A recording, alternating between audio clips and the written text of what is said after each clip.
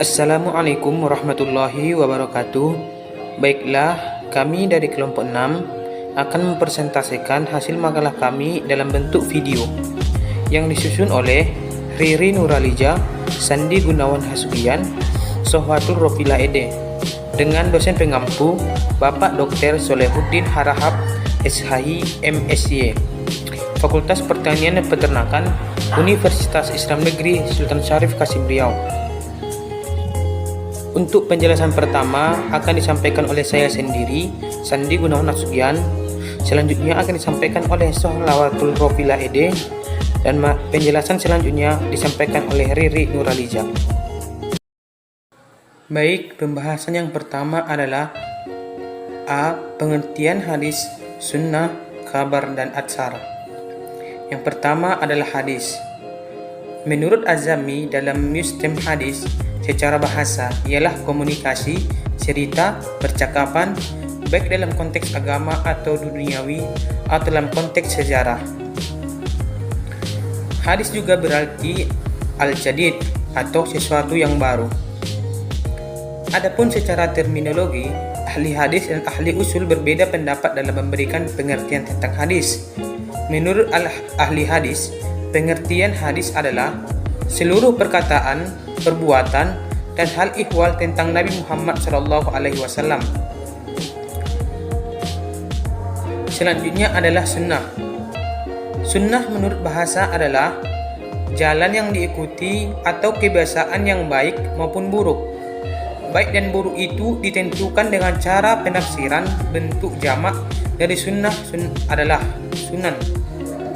Adapun secara terminologi, para ahli mendefinisikan sunnah sebagai berikut.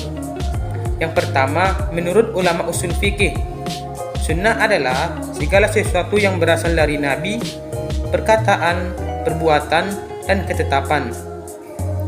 Sedangkan menurut ulama hadis, sunnah adalah segala sesuatu yang didasarkan kepada Nabi, baik berupa perkataan, perbuatan, persetujuan, sifat, maupun perilaku hidupnya. Menurut ulama fikih, sunnah adalah suatu hukum yang jelas dari Nabi Muhammad SAW yang tidak termasuk fardu dan wajib. Yang ketiga ada kabar. Menurut Al-Tahan dalam Yuslam, kabar secara etimologi berarti al-naba, yaitu berarti al-naba, yaitu berita.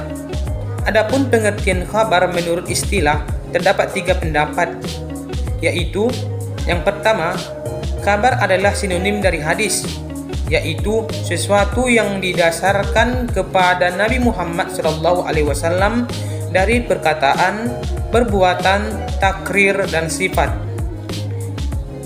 Adapun yang kedua, kabar berbeda dengan hadis. Hadis adalah sesuatu yang datang dari Nabi SAW, sedangkan kabar adalah berita dari selain Nabi SAW. Adapun yang ketiga yaitu kabar lebih umum daripada hadis.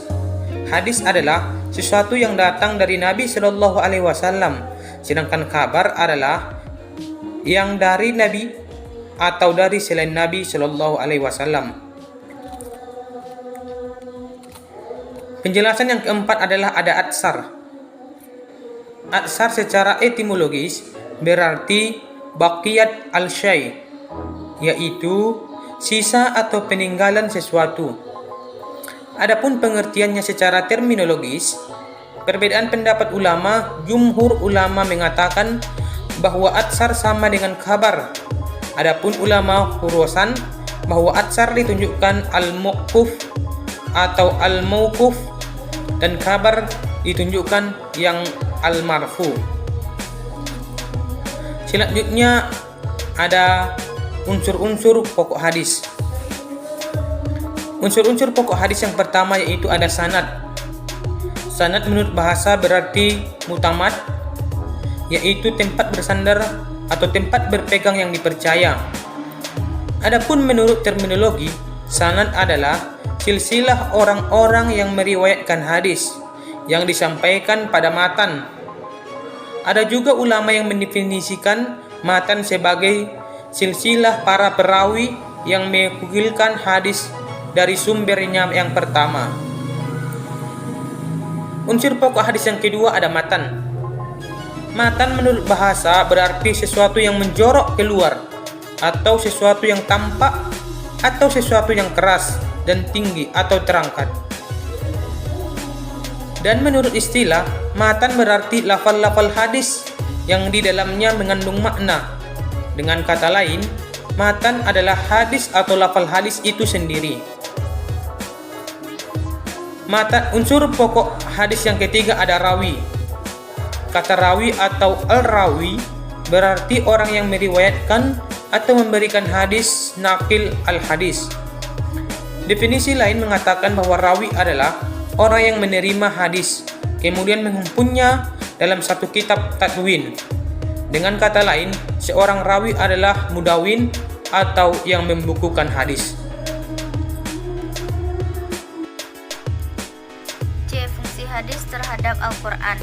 Dari banyak perbedaan pendapat para ulama terpercaya tentang fungsi hadis terhadap Al-Quran, berikut diambil dan dijelaskan secara singkat beberapa di antaranya.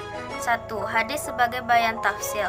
Yang dimaksud dengan bayan tafsil di sini adalah bahwa hadis ini menjelaskan atau memperinci kemujmalan Al-Quran. Karena Al-Quran bersifat mujmal atau global, maka agar ia dapat berlaku sepanjang masa dan dalam keadaan bagaimanapun diperlakukan perincian, maka dari itu diperlukan adanya hadis atau sunnah. 2. Sebagai bayan tahsis. Dalam hal ini hadis bertindak sebagai penjelas tentang kekhususan ayat-ayat yang masih bersifat umum. 3. Hadis sebagai bayan takyid. Bayan takyid adalah penjelasan terhadap Al-Quran dengan cara membatasi ayat-ayat bersifat mutlak dengan keadaan, sifat, dan syarat tertentu. 4. Hadis sebagai bayan ta'did. Hadis berfungsi juga sebagai penguat hukum-hukum yang ada di dalam Al-Quran. Suatu ketetapan hukum tentang sesuatu memiliki dua sumber atau argumentasi, yakni Al-Quran dan Sunnah. 5. Hadis sebagai bayan tasri'. Bayan tasri' adalah penjelasan hadis Nabi yang mendefinisikan suatu ketetapan hukum secara independen yang tidak didapati dalam nas-nas Al-Quran secara tekstual. D. Perkembangan awal studi Islam. Ketika ada usaha untuk menelaah tentang awal perkembangan studi hadis, maka ada hal yang tidak boleh diabaikan untuk dipahami seperti tentang perkembangan riwayat hadis. Membicarakan hal dalam proses historiografisnya, maka hadis mengalami beberapa periode, dari periode keterpeliharaan dalam hafalan hingga periode dibukukannya hadis. Muhammad Abdul Al-Aziz Al-Kulli merumuskan 5 periode sebagai berikut. 1. Periode keterpeliharaan hadis dalam hafalan, Hafiz Al-Sunnah fi As-Sudur, pada abad pertama Hijriah. Yang kedua, periode pentadwinan hadis dengan fatwa sahabat dan tabi'in berlangsung selama abad kedua Hijriah. Ketiga, periode pentadwinan dengan memisahkan hadis dari fatwa sahabat atau tabi'in. Hal ini berlangsung sejak awal abad ketiga Hijriah. Yang keempat, periode seleksi kesahihan hadis. Yang kelima, periode pentadwinan hadis tadwin dengan sistematika penggabungan dan penyerahan, berlangsung mulai abad keempat Hijriah. Sementara Muhammad Ajaz Al-Khatib membagi periode periwayatan hadis ke dalam 3 periode, yaitu yang pertama periode Qabla at-Tadwin yang dihiung sebagai masa Nabi SAW hingga tahun ke-100 Hijriah. Yang kedua periode Inda al-Tadwin, yaitu sejak abad keempat Hijriah hingga masa hadis terkoleksi dalam kitab hadis. 3. Periode Ba'da al-Tadwin, yaitu semenjak abad keempat Hijriah hingga masa hadis terkoleksi dalam kitab-kitab sunnah. Pendekatan utama dalam studi hadis. Dalam studi hadis ada beberapa pendekatan yang ditempuh oleh para ahli hadis dalam rangka menjaga kesahihan hadis. Di antaranya upaya yang dilakukan adalah 1. Melacak sanad, mata rantai. Hadis setelah Nabi wafat tidak ada keraguan para sahabat ketika dengar berita dari sahabat yang lain. Demikian juga para tabi'in tidak ragu menerima hadis. 2. Autentifikasi hadis. Praktik autentikasi hadis sebagai salah satu metode memelihara kebenaran hadis bahkan sudah terjadi sejak zaman sahabat dan tabi'in. 3. Metode kritik perawi. Sebenarnya antara sanad dan rawi adalah satu kesatuan yang tidak dapat dipisahkan, dan salah satu pendekatan yang dilakukan para ulama hadis untuk menganalisis autentikasi hadis adalah dengan mengumpulkan secara sungguh-sungguh biografi para perawi hadis, kemudian menelaahnya secara kritis. Kehidupan mereka tanpa mengenal rasa sungkan, segan, dan kekhawatiran risiko apapun. G. Referensi dalam studi hadis. Ketika ulama mutakhirin antara lain Al-Hazimi mulai termasuk di kalangan masyarakat, maka mereka mempromosikan 5 kitab induk hadis atau Al-Kutub Al-Khamsah sebagai referensi utama dalam mempelajari dan menelaah hadis. 5 kitab yang dikategorikan sebagai Al-Usulul Al-Khamsah tersebut adalah Sahih Al-Bukhari, Sahih Muslim, Sunan Abu Daud, Jami Al-Turmuzi, dan Sunan Nasai. Kemudian di antara ulama mutakhirkan lainnya yaitu Sunan Ibnu Majah menjadi kitab pokok, sehingga sebutannya ditambah satu lagi menjadi Kutubu Al-Sittah. Dalam sejarah perkembangan hadis, ulama yang pertama sekali berhasil menyusun ilmu hadis dalam satu disiplin ilmu secara lengkap adalah ulama Sunni yang bernama Al-Qadi Abu Muhammad Al-Hasan bin Abdurrahman bin Khalad Al-Ramahurmuzi. Selain itu terdapat Al-Hakim Abu Abdillah An-Naisaburi dengan kitabnya Ma'rifah Ulum Al-Hadis. Hadis merupakan sumber hukum Islam setelah Al-Quran. Hadis menjelaskan Al-Quran dari berbagai segi, menjelaskan ibadah dan hukum yang bersifat global, dan menguraikan hukum-hukum yang belum dijelaskan secara eksplisit di dalam Al-Quran. Dengan demikian, hadis merupakan tuntutan praktis terhadap apa yang dibawa Al-Quran. Karena pentingnya hadis sebagai sumber hukum Islam, maka sebuah keharusan bagi para ulama untuk lebih teliti dan hati-hati dalam mengutip hadis, serta terus melakukan kaji ulang terhadap matan dan sanad dengan tidak mengurangi autentisitas hadis,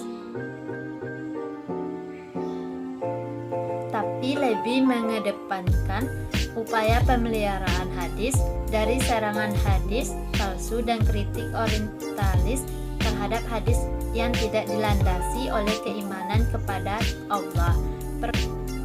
Perkembangan modern dan kritik studi hadis. Perlunya kajian terhadap hadis adalah sebagai wujud optimalisasi proses dinamisasi pemikiran keagamaan Islam sekarang, seperti yang pernah mewarnai kehidupan para sahabat, tabi'un dan tabi'u al-tabi'in. Namun karena Al-Kutub Al-Sittah sebagai yang mewakili hadis sudah sangat terpatri sebagaimana terpatrinya Al-Quran dalam mazhab Utsman, maka tanpa disadari terjadilah apa yang disebut pembakuan dan pembekuan terhadap hadis. Komitmen ini tentu mengakibatkan terjadinya penghambatan terhadap pengembangan pemikiran hadis dan pemikiran keagamaan secara lebih luas lagi. Era modernisasi teknologi dan informasi yang begitu cepat mengandaikan urgensitas kajian ulang terhadap proses pentadbiran hadis tanpa perlu menghilangkan autentisitas spiritual Islam yang bersumber dari Al-Quran dan Sunnah. Studi kritik hadis sebenarnya sudah dimulai oleh sarjana muslim yang pakar hadis atau Al-Muhaditsun. Kegiatan ini bertujuan untuk memverifikasi mata rantai isnad secara historis. Studi kritik hadis muncul akibat adanya kontroversi dan perbedaan pandangan antar kaum Sunni, Syiah, Khawarij dalam hal keabsahan hadis. Pengontrolan hadis dilakukan oleh kelompok-kelompok tersebut, dianggap sebagai faktor mengkondisikan bagi keabsahan otoritas khilafah yang kemudian mendapat tantangan dari Syiah dan Khawarij. Salah satu pendekatan ilmu yang dilakukan oleh para kritikus hadis adalah dengan metode jar dan ta'dil dalam mengkritisi sanad. Baiklah, sampai di sini penyampaian materi dari kelompok kami. Mohon maaf jika masih ada kekurangan. Saya sudahi, wabillahi taufiq wal hidayah. Assalamualaikum warahmatullahi wabarakatuh.